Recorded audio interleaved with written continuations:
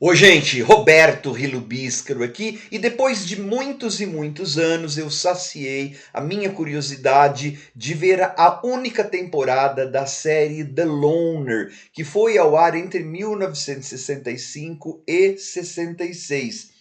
Uma série de velho oeste, de western psicológico, criada pelo Rod Serling. Rod Serling, ele é muito importante para gente que é fã ficção científica e horror, porque ele é criador e idealizador, roteirista de Twilight Zone, Além da Imaginação, e depois de Night Gallery, tá? Então, assim, quando ele resolveu fazer essa incursão pelo faroeste, e ele foi muito bem sucedido artisticamente, mas em termos de público não, porque essa série ela prioriza mais o lado psicológico, mais o lado dos conflitos internos, né, do personagem central, que é o William Colton, do que necessariamente batalhas, lutas. Na verdade, The Loner destoa bastante dos tipos de séries de western frequentes e populares na televisão da época, tipo, sei lá, Bonanza, Gunsmoke, tantos outros. Não significa necessariamente que ela seja melhor, significa que ela é mais psicologizada, e aí ela não fez todo esse sucesso. O Rod Serling, ele não escreveu, são 26 episódios, cada um dura mais ou menos meia hora. Ele não escreveu todos os roteiros, ele escreveu 15 e é um barato. Dá para você praticamente perceber quais são os roteiros escritos pelo Rod Serling. É claro, com essa, pela profundidade e pelo final inesperado de alguns episódios, tá? Teve um em que o nosso William Colton foi obrigado a fazer uma determinada coisa lá. Eu falei, nossa, não sei o quê, mas e terminou de outra forma. Eu não vou dar spoiler nenhum, tá? Então, assim, eu particularmente gostei bastante. Hoje em dia, eu imagino que esses 26 episódios devam estar, se não todos, mas a maioria no YouTube. Se tem legenda em português, não sei, eu nunca vejo, porque eu entendo inglês e vejo em inglês, tá? Só que antes de falar um bocadinho mais sobre, eu gostaria de convidá-los a se inscreverem no canal Robertando, curtir os vídeos, compartilhá-los, agradeço bastante. O fato de cada episódio durar meia hora faz com que, embora as histórias sejam interessantes, elas às vezes são apressadas. O final, às vezes, assim, é abrupto. Parece os finais dos meus vídeos. Taranã, tchau. Né? Eu dava risada, parece eu terminando. Mas é por conta dessa falta de tempo. Tanto é que um dos episódios que tem mais tempo para respirar é um único que tem duas partes. Então, são 26 episódios, mas 25 histórias, porque tem um lá pro final que são duas partes. Aí você percebe que o primeiro episódio, né, a primeira parte, você fala, nossa, que convencional, mas na segunda, muito mais não convencional. E é uma série que tem bastantes diálogos, tá? O protagonista, o solitário aí, William Colton, é o Lloyd Bridges, pai do Jeff Bridges, do Beau Bridges. Aliás, os filhos dele participam. Inclusive o Beau, ele participa desse único episódio que tem duas partes. Só que ele só participa do primeiro, tá? Vivo. O outro ele é um cadáver. Você falou que você não ia dar spoiler, isso é o de menos. Porque, na verdade, a história, logo no começo, você já sabe que a personagem tem que morrer para que consiga ter o título, né? O título já vai dizer uma coisa lá, e para que aquilo do título aconteça, essa personagem tem que morrer, tá? Então é assim, a história, eu não sei se ainda tem hoje em dia esse tipo de série, mas durante um tempo foi muito comum um tipo de série de uma personagem fugindo de alguma coisa, então ele ficava vagando pelos Estados Unidos, geralmente estou falando de série americana, mas né, de cidade em cidade e ou fugindo de alguma coisa, de si mesmo, no caso do William Colton, mas eu vou dar uma explicada melhor do que ele está fugindo, do que ele está procurando. E aí, em cada comunidade que essas pessoas vão, eles acabavam fazendo o bem, né? Mudando vidas. Talvez o exemplo mais popular da época seria a série O Fugitivo, que eu também amo, dos anos 60 e que eu vi todas as temporadas. Não sei onde que resenhei, talvez no blog do Albino Incoerente. Linda, em fotografia em branco e preto, tal. Então ele estava fugindo de um crime que ele foi acusado de um crime que ele não cometeu e ele tinha que ficar fugindo. Cada cidade ele fazia alguma coisa. O Incrível Hulk, a série dos anos 70 era assim. Os Invasores, não sei o que, uma que o cara fugia dos alienígenas. E o nosso William Colton, ele está fugindo. Na verdade, ele está indo para o oeste. Por quê? Porque essa série ela começa logo depois do final da Guerra Civil norte-americana, né, de 1861 a 1865, da Guerra de Secessão. O William Colton, ele fora militar e ele tem que acabar matando um adolescente. Isso a gente vê no única que vai ter flashback, o primeiro episódio.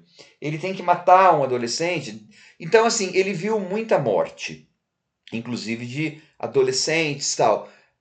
E aí, então, ele, depois de final da guerra, ele pede baixa do exército e ele fez 12 anos, ele fez West Point para justificar como ele fala bem a personagem, como ele é articulado, como ele é erudito, né?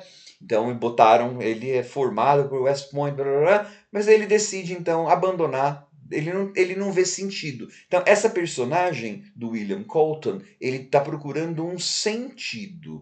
E indo para o oeste. Aí, então, ao longo dessas histórias, cada lugar que ele aparece, vai acontecer alguma coisa e ele vai tocar a vida dessas pessoas, mas não de forma assim melosa.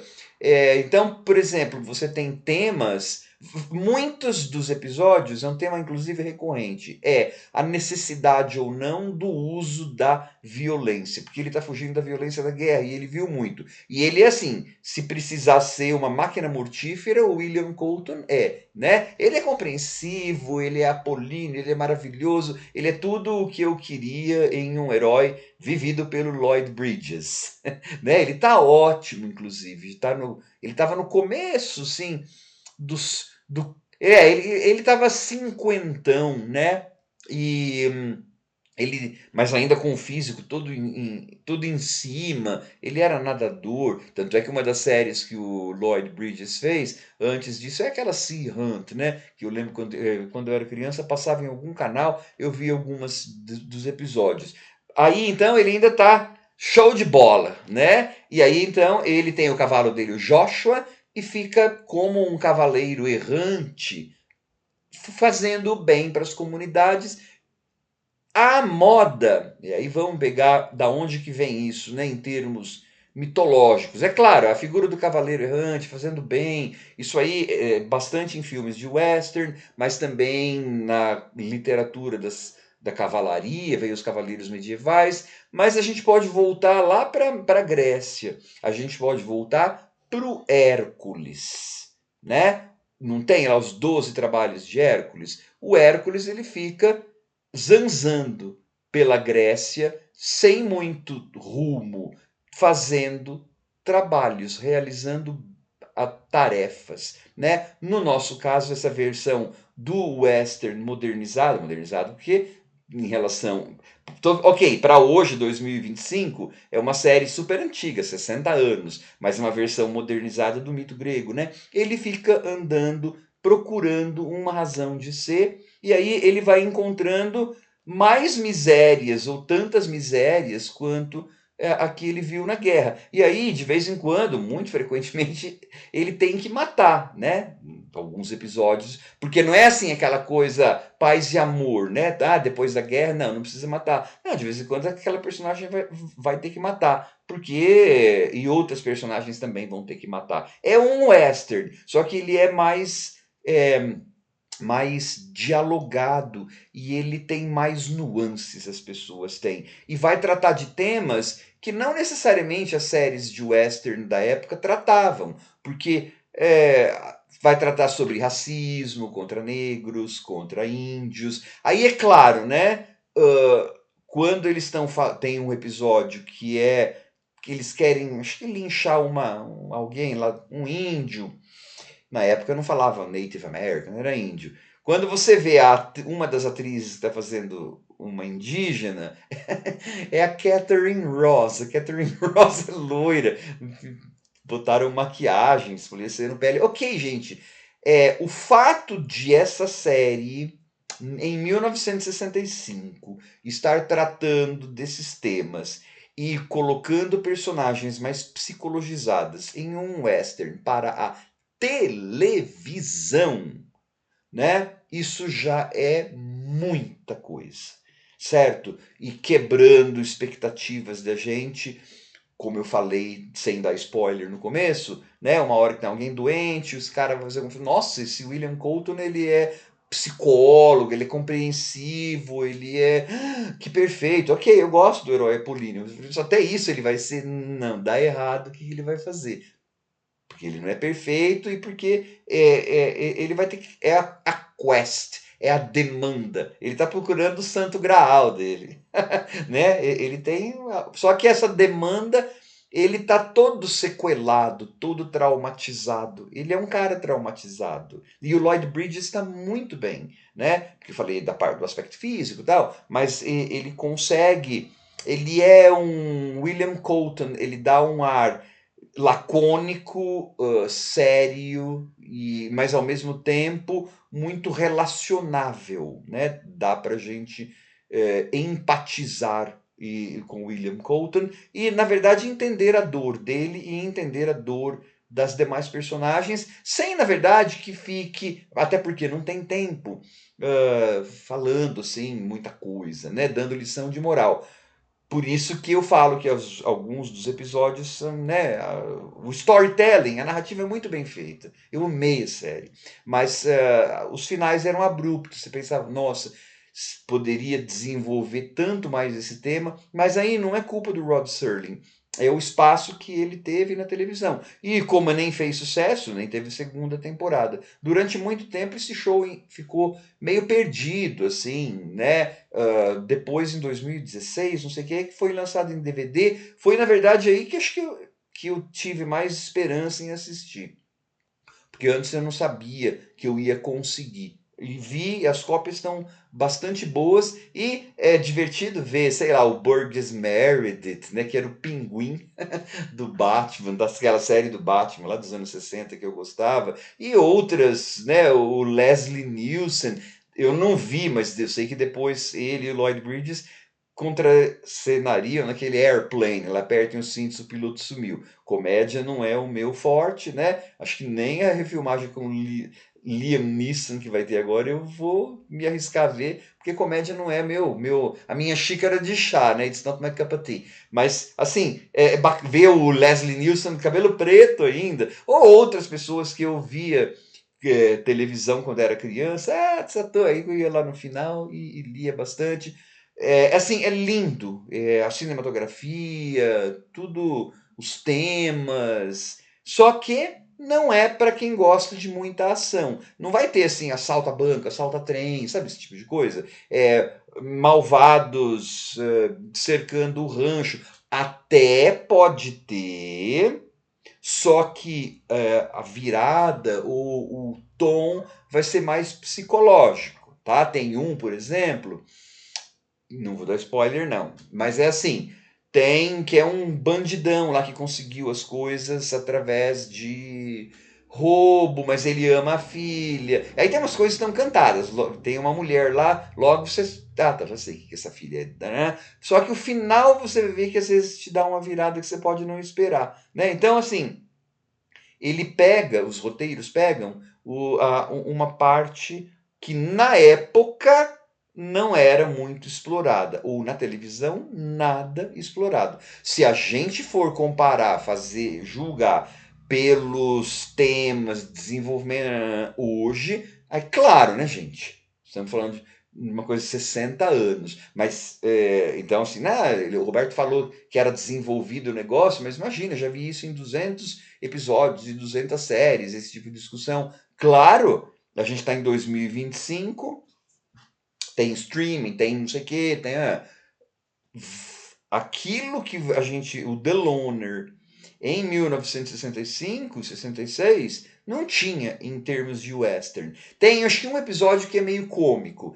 e que é um barato, é um xerife todo, assim, ele faz um marketing pessoal, mas na verdade não é muito bem aquele marketing pessoal. Na verdade é uma paródia, é uma tiração de sarro com o Matar ou Morrer, com o High Noon, do Gary Cooper, né? Que eu já resenhei aqui. Esse filme é um clássico do western. Em algum momento estava em algum streaming popular aí, Netflix ou alguma coisa. E o Lloyd Bridges era um dos coadjuvantes do High Noon. Isso devia ser uma piada. Eu acho que esse episódio, inclusive, foi roteirizado pelo Serling, né? Pelo Rod Serling.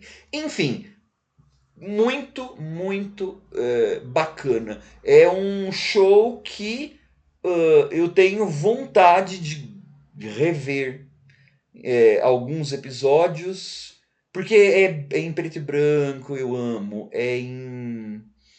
Tem a trilha sonora.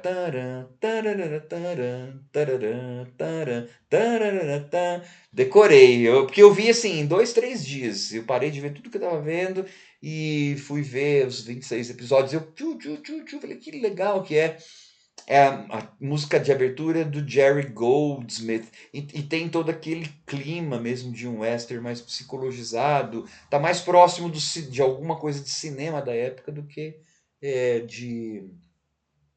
eram as séries de western para televisão da época. Isso eu já falei, né? Agora acho que falta eu ver The Westerner, que é uma outra série mais antiga ainda, que durou acho que menos tempo ainda. Foi uma produção do Sam Peckinpah. O Sam Peckinpah, depois dos anos 70, faria uns filmes bem violentos. Sempre fui curioso para ver esse The Westerner. Vamos ver quanto tempo vai demorar até que eu veja. Tchau!